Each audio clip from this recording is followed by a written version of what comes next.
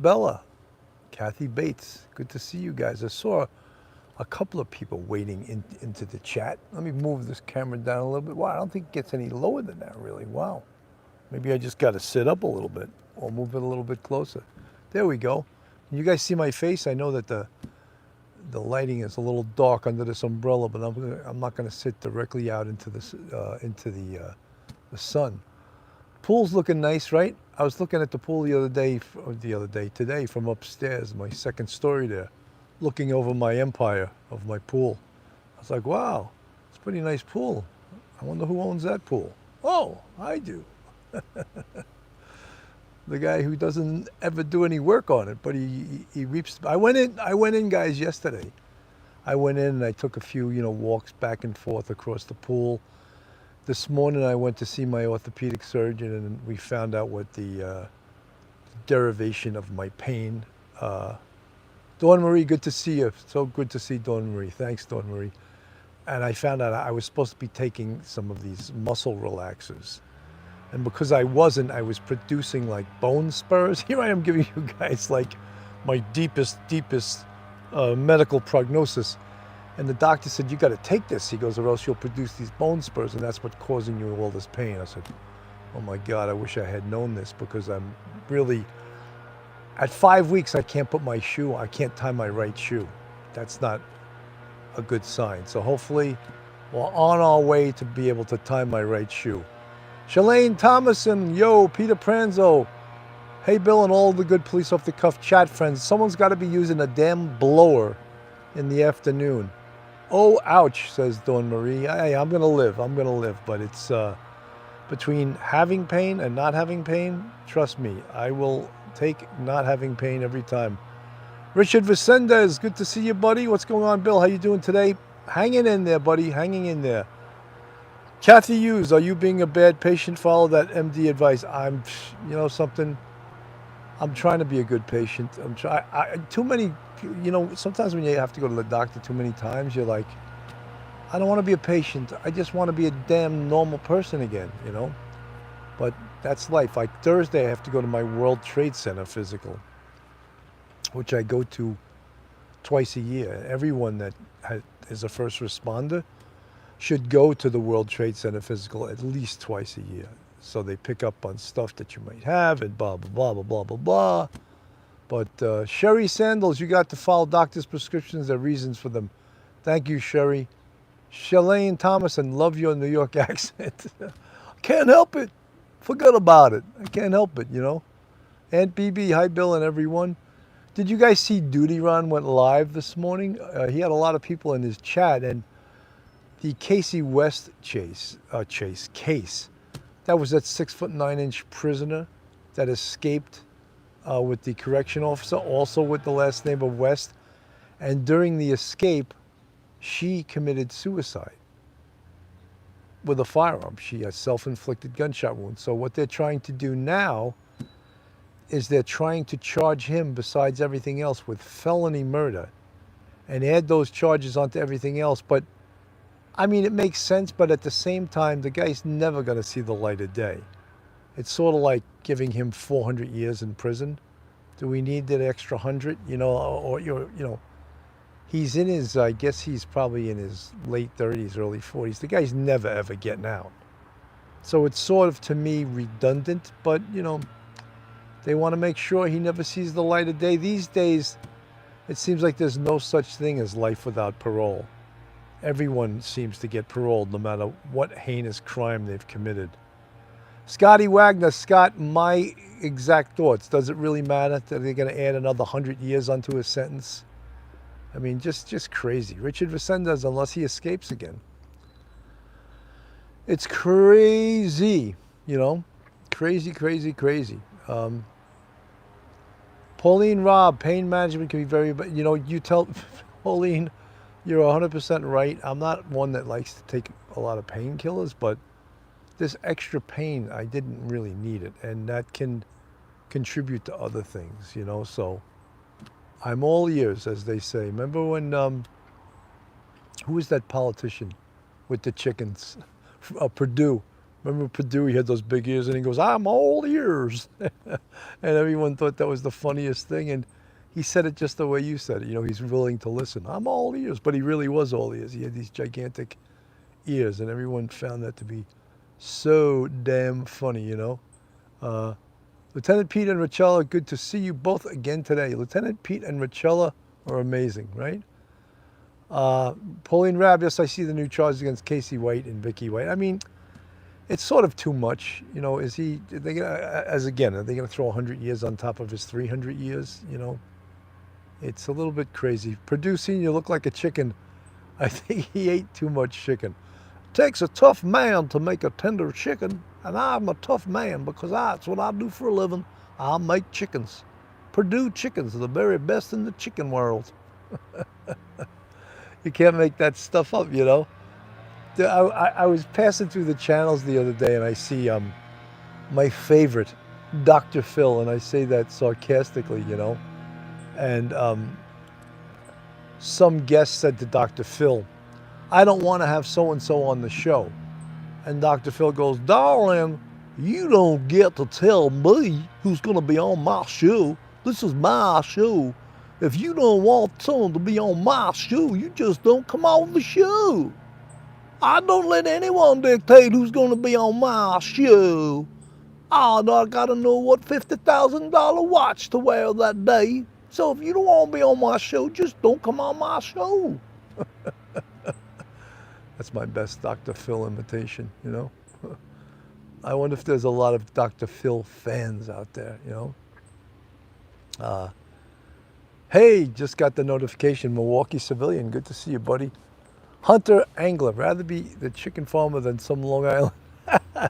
I'm not putting down a chicken farmer. I'm sure Purdue got to be a billionaire, if not a multimillionaire, if not a billionaire, from chickens. I mean, Purdue chickens are some of the best chickens out there, right? So I'm not putting down anyone that works for a living that is successful as an entrepreneur. I do not put them down. Can I joke about them? You bet. But I admire them because I know what it takes to be a successful entrepreneur. You know, you don't see me doing it, right? I wish I did. I wish I had that entrepreneurial spirit. You know, maybe one day my kids will have that. Bill, you should be on Saturday Night Live imitating Dr. Phil. I don't know. Sometimes I overdo his accent a little bit, but sometimes when you overdo it, that's what makes it funny. You know, it's your Southern accent is as bad as my New York accent. Lug. Of course it is, but the exaggeration of an accent is what makes it funny. If you ever heard my British accent, that is the very, very worst. It's not even close, you know. To do a good accent, you need to be around people that speak with that accent alike so you can pick it up. So you can pick up the accent and you pick up the inflections and the way people talk and stuff. Look, even the way I say talk, I don't say talk, you know. Maybe the Midwestern accent of the word talk, like talk, it's to say talk, like almost like chalk. But in New York, we say talk. It's like a lazy R almost, talk, you know. And that's what makes it a New York accent. Donna Lehman just opened a new business here in Vegas, Truck ULV CDL Driving School. Good for you, Donna Lehman. The entrepreneurial spirit of the capitalist. Boom, boom, boom. The best, right? Kim Alliston, hello, my faithful friend. Goodbye to you, it's hard to die when all the birds are singing in the sky. Now that the sun is in the air, look at me and I'll be there. I can't remember all the words. We had joy, we had fun, we had seasons in the sun. But the rhyme and the song, like the seasons, have all gone. We had joy, we had, goes up, you notice I went up one full octave. We had joy, we had fun, we had seasons in the sun. Tough to do, to pick that note out of thin air, you know. Maybe one day I should have been a musician, but it wasn't good enough. Sad song, crime soap opera. Love when you sing, Bill. Kathy Hughes, good to see you. Just like mass holes drop are ours. Let's pack the car in the garage, you know. So again, today's New York Post, I was reading it, and a Bostonian, Bill Bratton, who was the highest rank he achieved on the Boston Police Department was lieutenant, but guess what notoriety he achieved in other police departments? NYPD, chief of the transit police, where he distinguished himself, and I think that was probably it was in the early 90s, and he had the NYPD transit police during the times of really high crime, really nasty conditions down in the subway. In New York, cops call the subway the hole. You know, I'm down in the hole, you know. Because to be a transit cop, there's extra dangers about being a transit cop besides, you know, that you're by yourself, that it's a nasty environment. And one of the extra dangerous things you have on is a health problem. You get that steel dust getting into your lungs. And that happens when the wheels of the train wear down the tracks and the particles of dust float in the air, in which you as a transit cop, if that you do that for 20 years, you breathe in that garbage. That's a French word, garbage. You breathe that in for 20 years. There's an extra level of danger and of health problems being a transit cop. So, let's get back to Bill Bratton. So then Bill Bratton left, and he became the chief or the police commissioner of the NYPD under Rudolph Giuliani, who happened to be the first Republican mayor in a long time. And there had to be a perfect storm for Giuliani to get elected mayor, because in New York City, let's face it, they do not elect Republicans, especially for mayor. So he gets elected mayor, and let me lower this a little bit. There we go, perfect. He gets elected mayor, and he's the mayor under Rudolph Giuliani, and as part of this revolution in policing, and I say revolution because they tried some really innovative things, and the things they tried came from the world of academia. And what we're talking about is broken windows style policing. And this is where I'd get into my professorial hat, is that they preach that if you enforce the lower level of crime and violations and misdemeanors, that those whole Angie Yang is in the chat. Good to see you, Angie. Angie's a great person. Angie and Joe Murray, two of our biggest fans, supporting us. So the preaching and the mantra back then was to enforce the lower level crimes, because it's just like a neighborhood that where you let broken windows proliferate. If you don't stop that, the whole neighborhood will become looking like one big broken window, and it makes it look like no one cares about the neighborhood. So that's the metaphor for it. Enforce the lower level crimes. And that's what was done. And the crime in New York City, over, I believe, you don't quote the exact amount of time, 25 to 35 years, the 7 major crimes went down over 70%. When you're talking huge numbers, it just changed the whole look of the city. Where there was people were urinating and on the sidewalk, defecating on the sidewalk, breaking windows, intimidating people, begging in your face, begging, trespassing, petty larcenies. They were afraid to do this because guess why? They would get arrested, and they wouldn't be bailed. They would go through the system. When we say the system, if you got arrested and you did not get what was called back at the time a desk appearance ticket, in essence, that's just getting a ticket, you get released and you go back to court. They would go through the system and they could be in jail for 3 or 4 days. So that in itself was enough of a punishment.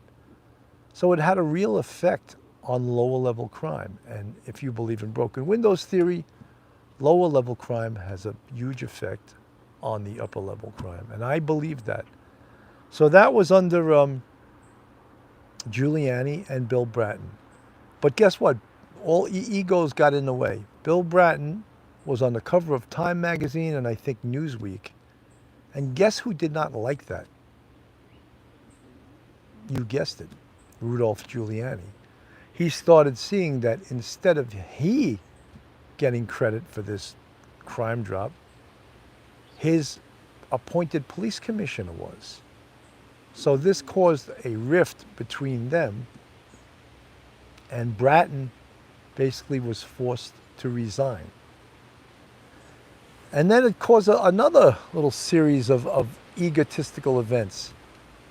Probably the best candidate in line to be PC after Bratton left was a deputy commissioner who had gone through the ranks of the department right off the boat from Ireland. His name was John Timoney. Brilliant, brilliant tactician, brilliant administrator, brilliant police executive. And guess what? Rudolph Giuliani is a lot of things, but he could be intimidated by people that were as or more competent than him. So it would seem like to be a no-brainer to appoint Tiffany, but I believe he was intimidated by Tiffany. So guess what? He didn't appoint Timoney. There's also a Chief Tiffany.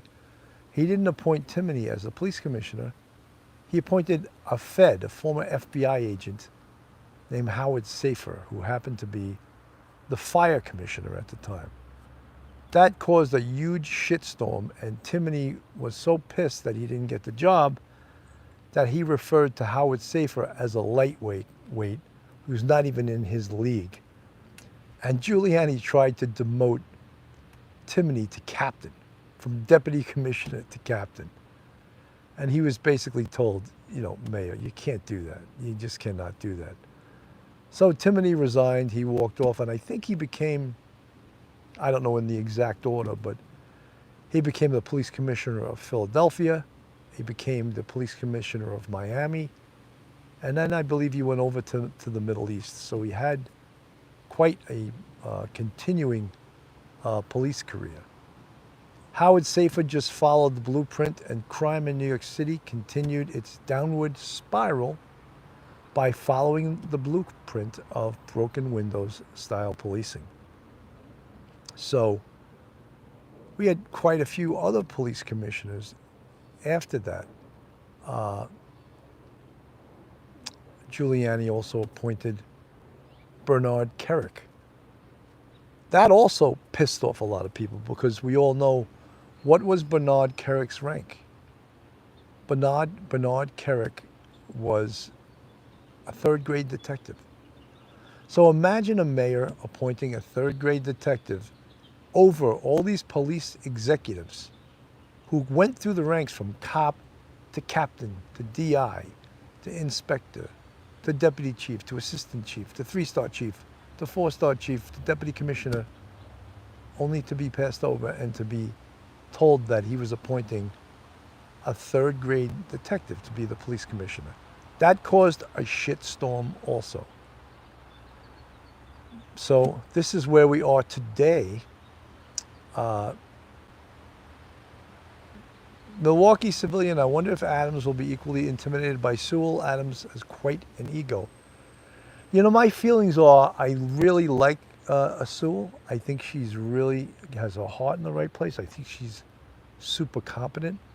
But the problem with being a police commissioner or even a chief of department, you have to toe the political line of the people that are in power. And you may totally disagree with their philosophy, but you have to act like you agree with it. When Adams was on TV a couple of weeks ago, when that 20-year-old baby's mama with her 3-month-old wheeling it in a carriage was executed on 95th Street on the Upper East Side by her baby daddy. And then Adams came on the air and started talking about the iron pipeline and ghost guns. What horse shit that was. I came on the air and said, minute one, I said, anyone who is in Investigation 101 knew that that was a domestic violence incident. And here goes Adams coming on the air and trying to get political mileage out of it. This has something to do with ghost guns, and it also has something to do with iron pipe. It had nothing to do with any of that. This was a domestic violence incident, and it was proven in less than a day, and they made an arrest. Boom. So that's what I'm talking about. I'm sure the police commissioner knew exactly what it was also, but she had to pretend that she agreed with Adams. Adams also should back off and on being at every damn one of these police incidents. You have a competent police commissioner. You have a competent chief of the department. You have competent chiefs. You have competent detective bureau people. Let them handle it. We don't need the damn mayor getting political mileage out of every one of these damn incidents, So what am I getting back to? Okay, I'm getting back to the fact that there was an article today in the New York Post that Bratton tells the city that you better be worried because cops are fleeing this job like you will not believe, and you cannot replace them. What are you going to do about it? And you know what the genius Adams says? Oh, it's okay, we'll have a more diverse department. Oh, really? A more diverse? Don't you already have a diverse department? Aren't you losing talent? Aren't you losing the best of the job, fleeing the job because the job sucks? You should face that. You should try to get them a damn raise. You should make their working conditions better. You should get rid of this damn diaphragm law, and that should be your priority. You should bring back qualified immunity, but yet you have a leftist city council that you're afraid to bang heads with. Bang heads with those morons. They're going to destroy the city. Anjiang, the body count is piling up around the city, and Adams gets on the news to say he's tightening up on illegal plates. Isn't that a genius? Total genius. And you know what kills me, Angie?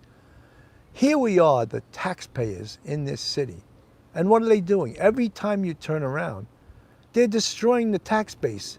Now they're going to have speed traps 24/7, set at 35 miles an hour all over the city, nailing the taxpayers for a $100 summons every time they go over 35 miles an hour. Is that necessary? No, it's making this city a much more unfriendly place for the people that pay the bills in this city. Why don't you go after the turnstile jumpers? Oh no, let's just we get that covered. That's what the speed traps are for. That's for the taxpayers to pay the fare of the turnstile jumpers. It makes me sick. That's why people are fleeing this city. People are fleeing this city left and right because of the policies like these. Keep Albany going. James Morris, it's all by design. Let's go, Brandon. James Morris, I 100% agree with you. On a lesser degree, Nassau County has some of the same thing. If you've ever been on Old Country Road in Nassau County, every other light has not a speed camera, a red light camera. Thank God for Waze. Waze tells you, speed camera coming up, red light camera, beware.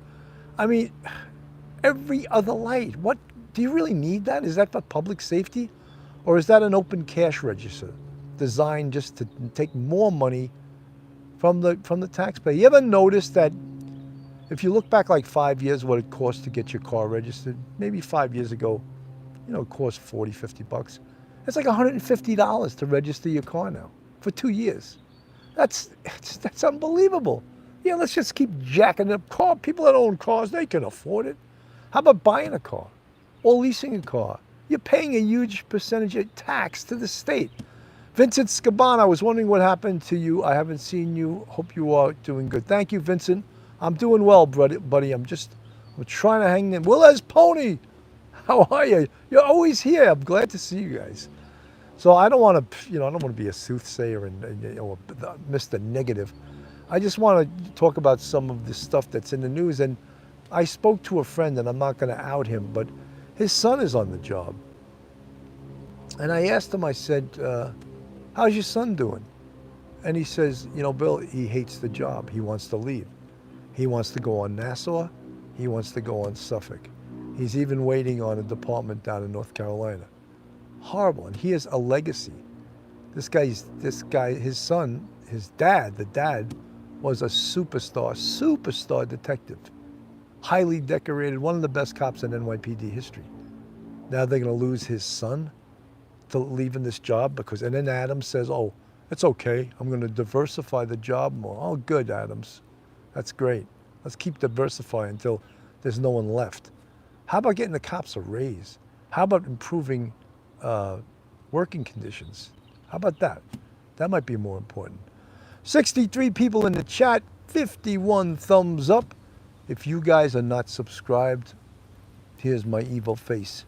Get subscribed, all right? Go on YouTube, hit that subscribe button, give us a thumbs up, ring that bell. It's free to subscribe. Doesn't cost a damn dime, all right? Angie Yang, if the speed limit's 25 miles an hour, your cutoff is 34, 35 miles an hour will get you a speed. And when you think about 35 miles per hour in the city, is that too fast? I mean, chances are in the daytime, you'll never even approach 35 miles an hour because you'll never get to go that fast because of traffic. But how about when you finally get free and you just want to put that... Well, as Pony, I thought Adams would be better because he was law enforcement. Thank you so much for the $9.99 super chat. Well, as Pony, one of the things that real cops know about Adams is that he was on the police department. He was no cop, all right? Cops understand what I'm talking about. He was on the police department for 20 years. He receives a pension. He was no cop. Cop stands for constable on patrol. It implies you're out there enforcing laws, arresting people. And he, Adams, was no cop, all right? He was an activist even when he was on the job. He used the job to get where he is now, okay? So let's not confuse him with what a real cop is. You know, it's funny. Sometimes I talk to other cops and I'll say, I'll start talking about some of the things on the job and they'll say, oh, I don't want to get political. I go, what? What did you just say? You know the P in police? That stands for politics. And if you can't deal with the politics, don't even act like the P in policing is for politics. You be able to talk the talk and walk the walk because politics are all part of policing and you got to be able to walk that walk and walk down those streets and deal with people from the political end, you know. Dawn Marie. Good to see you, Dawn Marie. Streamlabs, now someone changed it. It's new POTC merch. So we fixed that from POC to POTC. I don't know who did it, but thank you, whoever did do that. People were getting burnt out of shape. Oh, you have POC, and people are saying that's people of color. We want POTC, police off the cuff. That's correct. So guys, how's everyone doing? Beautiful day today. Adams, Sharpton, right-hand man, very scary. Gloria Fritz. Streamlabs. So, Louis Delicio. Where's Hunter? Hunter Biden? I don't know.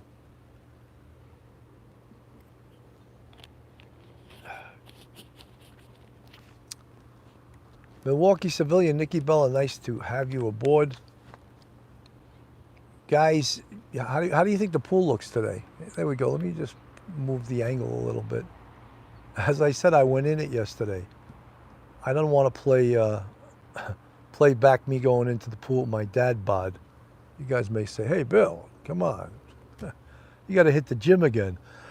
I've been away from the gym now for like 5 or 6 weeks. I want to go back soon, but Lieutenant Pete, thanks, Lieutenant Pete. I want to try to get back to the gym so I can get back my muscle from the muscle memory portion of this show. Muscle memory brought to you by the gym. So, Linda Cosmo, good to see you, Bill. Mods in chat. Always great to see all you guys, man. These little afternoon tete-a-tetes, coffee with Cannon, bullshitting with Bill, backyard beverage, whatever we want to call them. I'm so glad to see all you guys, you know. It's great to see Angie, because we used to see Angie every single day. Now all of a sudden I think Angie's so busy with Joe's law practice that we don't see Angie. I bet you Angie's handling most of these cases. She's probably looking up the case law and telling Joe what the case law is after she's studied all day. Joe, this is the case law. You need a good woman in your corner, reading the case law and presenting it to you, right? So guys, again, if you're not subscribed, hit the subscribe button on our YouTube, ring that bell, give us a thumbs up. If you want to contribute to our Patreon, we have 3 different levels. And if you want to join our YouTube, you can go on our YouTube, and there's 5 different levels for our YouTube family. The people in the green font are part of our YouTube channel members. Kathy Bates, Angie's a great surprise today. Willis Pony, yes. Rita Roberts, good luck with your shoe tying. Ed, muscle relaxers knocked me out. I understand your hesitance. Yeah, you know something? One of the things that I knew that I'm not a first timer with this new hip thing. 3 years ago, I had my left hip, and I should be able to tie my shoes now. And I could tie my left shoe, but I can't tie my right, because if I go to bend down past a certain way, it hurts so much. So I like a little kid, I go to my wife, would you tie my shoe? I've had my son tie my shoe. I've had my son's girlfriend tie my shoe. It's embarrassing. And then I've had today in the doctor's office, I had one of the nurses, I said, look, I hate to ask you this, but before I leave, could you tie my shoe? Oh yeah, no problem. I feel like a little child asking someone to tie his shoe, you know. Dawn Marie, have a great day, Bill. Feel good. I'm feeling okay, you know. But embarrassing not to be able to tie your own shoe. I just want to get back to normal. I want to pump an iron again. Now, you know, all these things that we, Anthony who is this Anthony? Thank you for the $5 super chat. Anthony McClick, what's the last name? I don't see the whole last name. It was cut off. Thank you so much. Sandra Foxell, I think you're great, Bill. Thank you so much. You know something, Milwaukee civilian? Having loafers would make sense, except I don't have any. I was looking for my Docksiders that I could just slip on, and of course I can't find them. So I'm like, that would be the answer.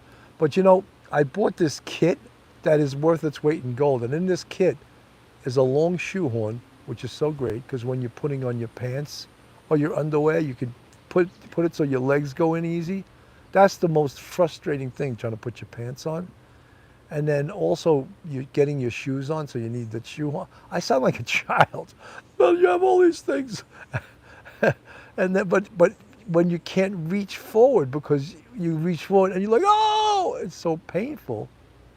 You just love having these little accoutrements to help you put your damn clothes on. James Morris, welcome to the bucket. Thank you, James. Thanks for joining. Angie, when will those clouds all disappear? With no loving in our soul and no money in our bowl. You can't say we're satisfied. And Angie, I still love you, baby. Everywhere I look, I see your eyes. There ain't a woman who comes close to you. Come on, baby, light your eyes. Angie, you're beautiful. Ain't it time we said goodbye? What a great band, right? Rolling Stones together over 50-something years.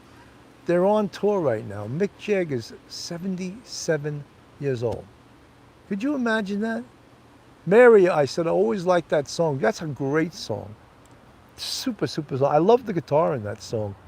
There's a lot of intricate guitar playing. A lot of, if you ever play guitar, we call them licks. We call them riffs. And a riff is like a substitute for a chord that makes the guitar playing sound so much more interesting. Gloria Fitz, thank you so much. Love when you sing. And I love Keith Richards' guitar playing.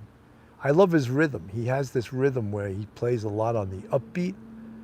And sometimes people don't understand when we talk a music language. A beat is, 1, 2, 3, 4. Therefore, an upbeat is what? 1 and 2 and 3 and 4. So the upbeat is the end of the number.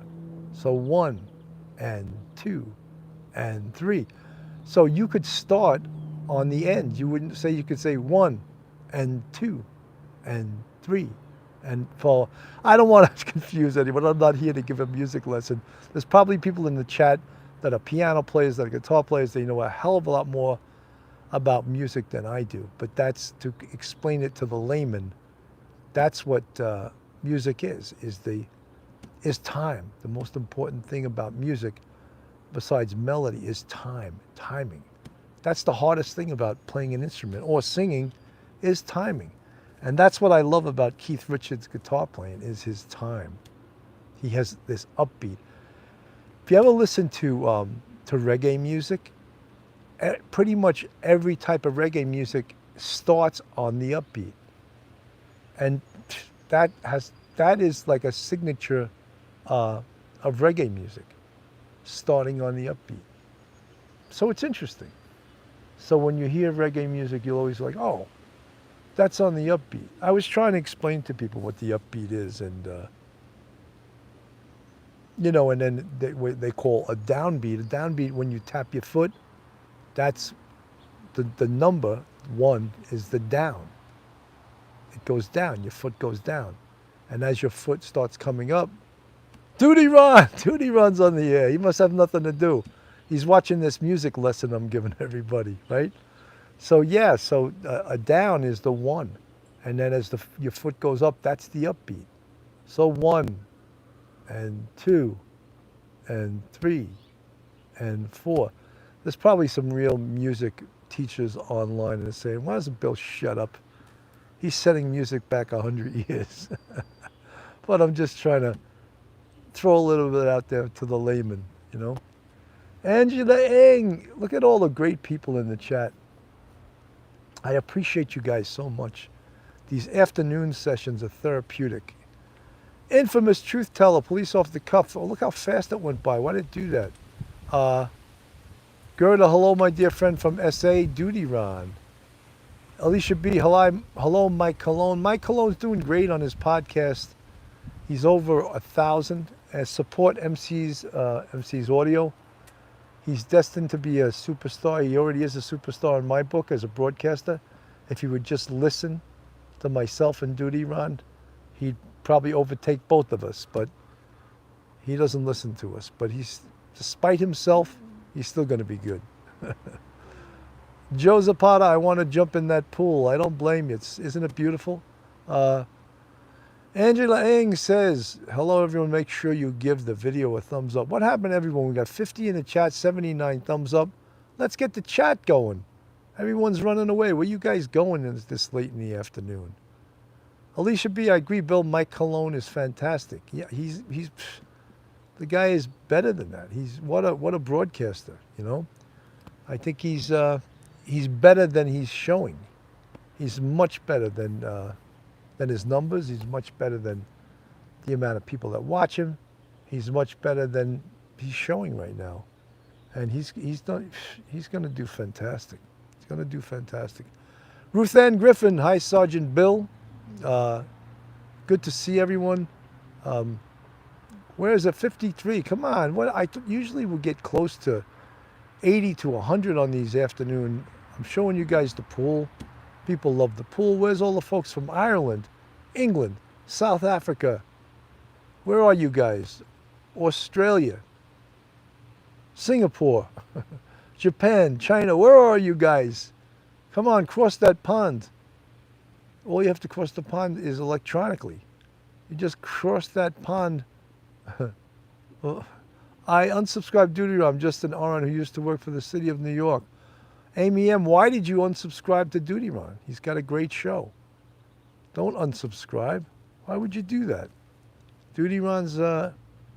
Hi there, Ruth Ann Griffin. Guys, you're a master of your own destiny. If you want to unsubscribe. Kathy Hughes, it looks like you only have 2 thumbs up. I'm seeing 84 thumbs up, but 56 in the chat. So let's get more in the chat and equal those 86 thumbs up. Amy M, hi Pete. We gotta get them all the thumbs up. Where's all your Brits? Well, here's my horrible accent. Where's all your people from across the pond? Come on. Where's Andy the Gabby Cabby? Andy the Gabby Cabby is probably picking up fares right now. Andy always stops by when he's able to. Andy, thank you. Thanks for all you do. Infamous truth teller, police off the cuff. Ziggy Early signs the theme song to the PBS show on Author. 60 and 88 in the thumbs up. Let's bust up that. Kathy Hughes, my phone is stupid. When Tommy Dade's coming on your next video, I got to get Tommy Dades on again. I'm going to call him today. I haven't even spoken to him in a while. I got to talk to him. Thursday I got to go to my, this is like health week. Thursday I got to go to my World Trade Center physical. I always love to do that. All of us guys have things wrong with us from 9/11, so we always have to go there and check on our health. Ruth Ann Griffin, High Duty Ron, Milwaukee Civilian, and MC's Audio. All you guys that support us on Patreon, on our YouTube channel, and just being subscribed, thank you so much, and we appreciate you guys. Ziggy Marley sings the theme song to Author on the PBA show. Sorry, I forgot I wish you knew the song. I like Ziggy Marley. He's great, but I don't know his music per se. I know he sings a lot of his dad's music. So freaky how Bob Marley died, right? It was like cancer that started in his toe, and they wanted to amputate his toe, and he didn't want to get his toe amputated because he was a huge soccer player, and as a result, the cancer spread, and the rest is history. What a brilliant, brilliant musician, though. Steer it up, little darling, steer it up. Come on, baby. I'll push the wood, yeah. Light the fire, and I'll satisfy your heart's desire. Got to steer it up, little darling, steer it up. Come on, baby. All these reggae tunes, too. Ruth Ann Griffin, look at that. She's got the G clef, the microphone, and the blue heart. Crime soap opera, love that song. Who doesn't love Marley? Great sailing music. What was the other great, the great Marley song that everyone loves? Three Little Birds. How's the Three Little Birds start again? Three little birds perched on my doorstep, singing sweet songs. Melodies pure and through, singing this is my message to you. Don't worry about a thing, 'cause every little thing gonna be alright. Rise up this morning, rise with the morning sun. Three little birds perched on my doorstep, singing sweet songs of melodies pure and through, singing this is my message to you. I'm singing don't worry about a thing, 'cause every little thing gonna be alright. Rise up this morning, smile with the rising sun. Three little birds perched on my doorstep, singing sweet songs with melodies pure and through, singing this is my message to you. Vicky Stinson, love the songs, Bill. You're amazing. Thank you. Bill doing Jamaican reggae style. I taught a lot of students from Jamaica when I taught at the college, and I would always bust into reggae tunes, and they would just laugh that I knew the songs, Professor, how you know those songs? How you know those Jamaican songs? That all you know is Bob Marley? Isn't that enough? I go, come on, I know every damn Bob Marley song, and I can play them on guitar, too. Professor, come on, that's not like real heavy-duty reggae. I go, what do you mean Bob Marley is reggae? He's the best. That's where reggae started, Yeah, man, but there's other reggae art. I go, look, I don't know that deep stuff, but Marley is, what's the big every song everyone knows? Now, I always draw a blank when I think of the number one song that everyone knows. What the hell? Come on, guys, help me with the number one Bob Marley song. Why can't I think of it? No woman, no cry. No woman, no cry. No woman, no cry. No woman, no cry. I remember when we used to sit in a government yard in Trenchtown. Hubba hubba, those hypocrites, as they give him wood burning through the night. Good friends we had, good friends we lost along the way. In this great future, you can't forget your past, so hide your tears, I say. No woman, no cry. No woman, no cry. Buffalo Soldier's a great tune, too. I love that tune. I used to sing that to a detective in my squad who was from St. Thomas. I would always sing that song, too. We'd go, yay, yay, yay, yay, yay, yay, yay, yay, yay, yay, yay, yay, yay. And he would just laugh, but it was funny. He'd be in the squad. He was always the guy who would. He's not that he spoke broken English, but when he first got to the squad, when we would ask someone what was the description of the person, he would say, "How he look," and we busted out laughing. How he look, what he look like, and it was hilarious, Kurt Akatsuki, and we would bust out. In fact, when he used to say how he looked, after a while we named him How He Look. We'd say, "Where's How He Look?" And that was his name for the next year or two, you know. Katara, infamous truth teller, you're truly put a smile on my face. You remind me of my grandfather when he used to sing his songs, and I was a grandpa's girl. You know, some of my students used to say to me, "Cannon, you're funny, but you're like grandpa funny." I was like, come on, that's how... I go, that's insulting. You guys know I'm funny. Don't give me this grandpa funny shit. Well, you are funny, Cannon, but you're funny like a grandpa. I go, that's pretty insulting. I thought I'm funny, period. You got to put in, I'm funny grandpa-like. Crazy, you know. Guys, I'm on for 46 minutes. I had no idea. Didn't plan to stay on this long. Amy M, I enjoyed last night's stream with the other guys. Thank you so much, Amy M. Amy M, we're trying to do very serious stuff, intersperse it with humor, intersperse it with some educational stuff, and let people know what's out there. And from a police perspective, a police point of view, all you guys that tune into us, I really appreciate you guys, man. It's, you know, this is a struggle. I love doing it. You know, I'm talking about moving the show down south for this winter, and I got to see what happens to that. By that meaning that I would love to stay down south for the winter time and not have to deal with a winter in the Northeast. So I'm looking for a place right now, and then live from so-and-so, I could say, and then I could be up in a t-shirt, sitting on the Intracoastal and doing a show just like I'm doing now. Pauline Webb, I want to be a photobomb and run into it. Oh no, don't you can do a photobomb in the back of me at the pool? Only bikinis allowed. You know, that would be a great photobomb. Someone would say, look at that. Outstanding work showing the real personal side of retired NORT Detective Sergeant Bill Cannon. Thank you, Duty Ron. And Duty Ron, thank you for all your support that you continue to give Police Off the Cuff Real Crime Stories.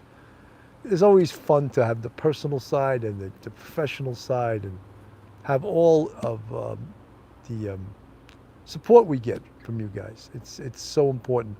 61 in the chat, 98 thumbs up. We neglected to get 100 in the chat, but we got 98 thumbs up. So Linda Cosmo, party at Bill's house. You know, I was always the one that was throwing parties at my house in the last 10, 20 years. Willez Pony, Cannonballs with Cannon. That's a good name of the show, you know. Backyard beverage, coffee with Cannon, bullshitting with Bill, you know. Do you guys know, when I talk about the demographics of this show, 60% of this demographics are women 45 to 65. That's the age group. So 60, or close to 60. So I got to cater to you guys. I can't cater to 18 to 24. I got to cater to 45 to 65, because you guys are the biggest part of our audience. So how do I cater to you guys? I start singing Sinatra? Someday, when I'm awfully low, when the world is cold, I will feel a glow just thinking of you. and the way you look tonight. But you're lovely, with your smile so warm, and your cheeks so soft.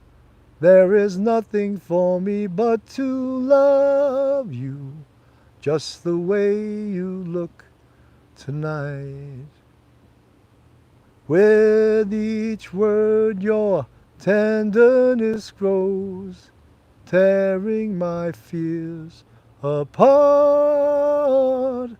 And that laugh that wrinkles your nose touches my foolish heart. Lovely, never, never change. Keep that restless smile. Don't you rearrange it, 'cause I love you just the way you look tonight. Just the way you look tonight. Guys, Bill Cannon signing off. I went over. I went to 51 minutes. I didn't mean to go that long. Everyone, God bless. Maybe I'll see you tonight. I'm looking to do a show tonight. Want to come up with a good topic. I don't just want to go on the air for no good reason. Guys, God bless. Thank you so much for your support, and we'll talk soon.